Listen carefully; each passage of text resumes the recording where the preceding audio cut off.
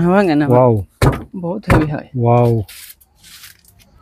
আসসালামু আলাইকুম নমস্কাৰ আজি পুনৰ আন এক উপস্থাপনলৈ আপোনালোকৰ সন্মুখত আহিছোঁ মই আপোনালোকক আচৰিত দৃশ্য দেখুৱাম যে ইয়াতে ডবল ৱাল আছে আৰু কিহৰ কাৰণে আছে ইয়া আপোনালোকক জনাই আছোঁ পিছফালে যেটো আছে এটো আৰসিসি ৰেডিমেড বাউণ্ডাৰী ৱাল আৰু এটো হল ইটাৰ গাঁথনি এইটো অৰ্থাৎ ইয়াৰ টেম্পাৰ শেষ হৈ গৈছে কাৰণে এতিয়া নতুনকৈ এটো লগাইছে কাৰণ এতিয়া গৰাকীয়ে গম পাইছে যে আৰসিসি বাউণ্ডাৰী ৱাল ইয়াতকে বেছি লাষ্টিং কৰে ইয়াতকে বেছি হেভি বা গোটেইটো সিমেন্টৰ তৈয়াৰী অন্তত এইখিনি গম পাইছে বা তেও সাৰ্ভে কৰিছে তাৰ পিছত লগাইছে এটো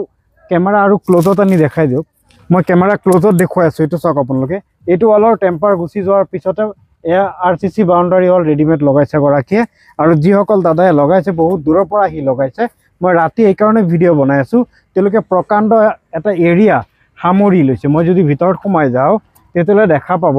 এ চাওক আপোনালোকে প্ৰকাণ্ড এটা এৰিয়া তেওঁলোকে সামৰি লৈছে ৰাতিৰ ভাগত দেখা নাপায়গে আহক আপোনালোকক তথাপি দেখুৱা বুলি মই যত্ন কৰি আছো এয়া চাওক আপোনালোকে দিনৰ ভাগৰ দৃশ্য আপোনালোকক দেখুৱাই আছো আপোনালোকে চাই আছে যে চাওক কিমান ধুনীয়াকৈ ফিনিশিং তেওঁলোকে দিছে সম্পূৰ্ণ কাম মানে হৈ গ'ল অকনো আধৰুৱা নাই এয়া চাওক আপোনালোকে গতিকে মই এইখিনিতে আপোনালোকৰ সন্মুখত পৰিচয় কৰাই দিম যিগৰাকী দাদা এই বৃহৎ কামটো কৰিছে তেওঁক মই পৰিচয় কৰাই দিম হেয়া হল এইগৰাকী দাদা আপোনাৰ শুভ নাম জনাব মোৰ নাম ফৰিদুল ইছলাম ক'ৰ পৰা আহিছে নগৰ পৰা তেজপুৰ ঢেকিয়াজুলিত আহি কাম কৰি আছে তেজপুৰ ঢেকিয়াজুলিত কাম কৰি আচ্ছা এটো কিমান এৰিয়া হয় আপোনাৰ এটো মোটামুটি 4-5 বিঘা হ'ব 4-5 বিঘা মানে বাউণ্ডাৰী আপুনি দিছে ৰেডিমেড বাউণ্ডাৰী ৱাল না হয় হয় আচ্ছা আৰু আপোনাৰ পৰা যদি কোনোবাই বাউণ্ডাৰী ৱালৰ কাম লয় বা কাম কৰাব বিচাৰে আপোনাৰ পৰা যদি কোনোবাই নিজৰ ঘৰৰ চৌপাশ খোনি কৰিব বিচাৰে তেতিয়া স্কয়াৰ ফিট কেনেকৈ আছে এটা তো আমি ইয়াত মানে আমাৰ স্কয়াৰ ফুট হল মোটামুটি 100 টকাৰ পৰা ওপেনিং হৈ মানে যিমান ডিস্টিং দূৰ হ'ব ইমান হেৰিটো বাঢ়ি যাব ওচৰত হলে কমিব মানে আমাৰ ওচৰত হলে কমিব দূৰত হলে অলপ বাঢ়িব স্কয়াৰ সিস্টেমত আমাৰ তলত 100 টকাৰ পৰা ওপেনিং হয় তলত 100 টকাৰ পৰা ওপেনিং হয় ন হয় আচ্ছা মানে 100 টকা স্কয়াৰ ফিট হয় হয় আৰু যদি ডিজাইন থকা প্লেট লয় সব আমি আমাৰ এটো প্লেন মালৰ 3-4টা ডিজাইন আছে যেটো ৰাইজে আমাৰ পছন্দ কৰে হেতু আমি ডিজাইন মানে আপুনি শিওর কৈছে 100 টকা স্কয়ার ফিট হয় 100 টকা স্কয়ার ফুটত আমি কাম করি ইয়াতে এটো 100 টকা মানে মাল মেটাল দি মাল মেটাল দি কমপ্লিট ফিনিশিং আমি কৰি দিম 100 টকা স্কয়াৰ ফিট হয় হয় হয় বাকি আপোনাৰ যদি কোনোবা ডিজাইনৰ বিচাৰে হিটো অলপ বাঢ়িব নেকি ডিজাইন নহলে অলপ বাঢ়িব ডিজাইনৰ মালটো আছে সব আছে আমাৰ কেয়াৰিং চাৰ্জ সব আমাৰ কমপ্লিট আমাৰ সব আপোনালোকৰ হ্যাঁ সব আমাৰ ফ্যাক্টৰীটো আপোনালোকৰ ৰূপহীত আছে আৰু ৰূপহী বালিকা ব্লকৰ ওচৰত গতিকে যিসমূহ এইগৰাকী দাদা যিসমূহ কাম কৰিছে মই সেইসমূহ স্ক্ৰিনত আপোনালোকক দেখুৱাই আছো নিশ্চয় আপোনালোকে দেখি আছে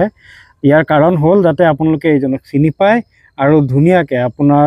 বৃহৎ এৰিয়া যদি আছে আপুনি যাতে নিজৰ চৌপাশ শুৱনি কৰিব পাৰে কাৰণ চাওক আজিকালি এতিয়াও টিঙৰ বেৰ দিয়ে মানুহে আৰু টিঙৰ বেৰ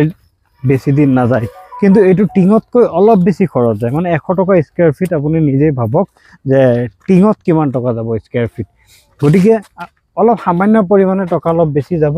কিন্তু আপোনাৰ কামটো মজবুত হৈ আছে আৰু মানে মইতো কওঁ যে ইটাতকৈ ভাল হৈ আছে এই কাৰণে কৈছো ইটাতকৈ ভাল কাৰণ আপোনালোকে প্ৰথম অৱস্থাত দেখিছে যে গৰাকীয়ে ইটা লগাইছে প্ৰথমে কিন্তু ইটাৰ টেম্পাৰ শেষ হৈ যোৱাত এতিয়া আৰসিসি বাউণ্ডাৰী ৱাল তেও দিব লগা হৈছে গতিকে মই আপোনালোকক আকৌ দেখুৱাই আছো কাৰণ আৰসিসি বাউণ্ডাৰী ৱালৰ হাইটটো আপুনি পাই আছে অটোমেটিক যদি 4টা প্লেট বহাই তেতিয়ালে 5 ফিট 6 ফুট পাই যাব 4টা প্লেটত 6 ফুট পাইছে 4টা প্লেটতে আপুনি 6 ফুট পাই আছে মানে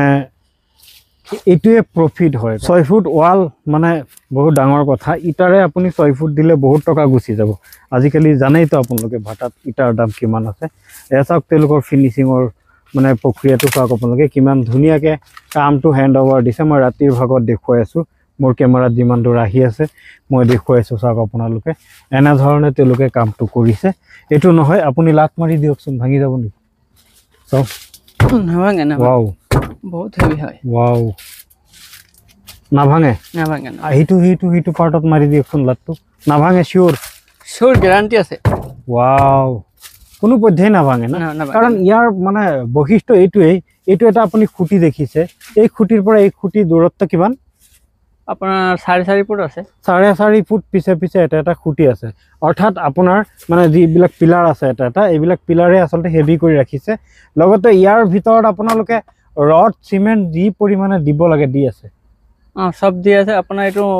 ৰড আছে, আপোনাৰ প্লেট বিলাকত আপোনাৰ জিআইটাৰ নহয়, আমি আপোনাৰ 6 mm ৰড দি ব্যৱহাৰ কৰি আছো। আমি দেখুৱালে মানুহক মাল ভাঙি দেখুৱাব পাৰিম, কোনো ধৰণৰ প্ৰব্লেম নাই। আমাৰ এইটো ৰড আছে, আমি জালনি চিষ্টেম বনোৱা আছে। আৰ পোষ্টতো আমাৰ ৰড আছে 3ডালকে 8 mm ৰড আছে। আচ্ছা, ফেক্টৰীত মানে উন্নত মানৰ হৈতে বনে ন? উন্নত মান বনে। উন্নত মানৰ বনে। এইটো তলফালে যে যেটো খালি আছে, এইটো গৰাকীয়ে মাটি দি ভৰিব লাগিব ন? এইটো পিছত মাটি দিব। বা যদি ভীম দি দিয়ে ভীম দিবও পাৰিব ন? ভীম আমি হেতু সাইডে দিছি, এটো সাইড মানে মাটিটো ওখ আছে বুলি এটো দিয়া নাই, 10 সাইডত আমি ভীম দি দিছো। আচ্ছা, 10 সাইডটো দি দিছে। গতিকে এনে ধৰণে আপোনালোকে কাম কৰিব পাৰিব। এইটো নহয় যে কামৰ মানে মানদণ্ড একদম কম হ'ব বা নিম্নমানৰ কাম কৰি পেলাই আপোনাৰ পৰা যেন তেনে পইচা আদায় কৰি তেওঁলোক পলাব, তেনেকুৱাটো নহয়। নাই, নহয় নহয়, এটা আমি 20-30 বছৰলৈকে আমি গ্যাৰান্টিত কাম কৰিব পাৰিম। যতে আমাৰ এগ্ৰিমেন্ট কৰিব লাগে আমি এগ্ৰিমেন্ট সহি কৰিব ল'ব পাৰিম, ইমানটো গ্যাৰান্টি আছে। মানে যত এগ্ৰিমেন্ট কৰিব লাগে তাতেই এগ্ৰিমেন্ট সহি কৰিব, তাৰ পিছত আপোনাৰ কাম মানে প্ৰতিশ্ৰুতি দিব, আপোনাৰ কামটো হেণ্ডওভাৰ দিব প্ৰতিশ্ৰুতি দিয়া মতে না। ইতিমধ্যে আপোনালোকে শুনিছে দাদাগৰাকীয়ে কৈছে যে য'ত সহি কৰিব লাগে এগ্ৰিমেন্টত সহি কৰিবলৈ ইতিমধ্যে আপোনালোকে শুনিছে দাদাগৰাকীয়ে কৈছে যে য'ত সহি কৰিব লাগে এগ্ৰিমেন্টৰ য'ত সহি কৰিব লাগে তো সহি কৰি আপোনাৰ কামটো কৰিব, মানে আপোনাক নঠগায় বা আপোনাক ঠগি গুচি নাহে। মানে আমি সাধাৰণতে ভাবোঁ যে টকা পইচা মাৰি পেলাই পলাব গুচি যাব,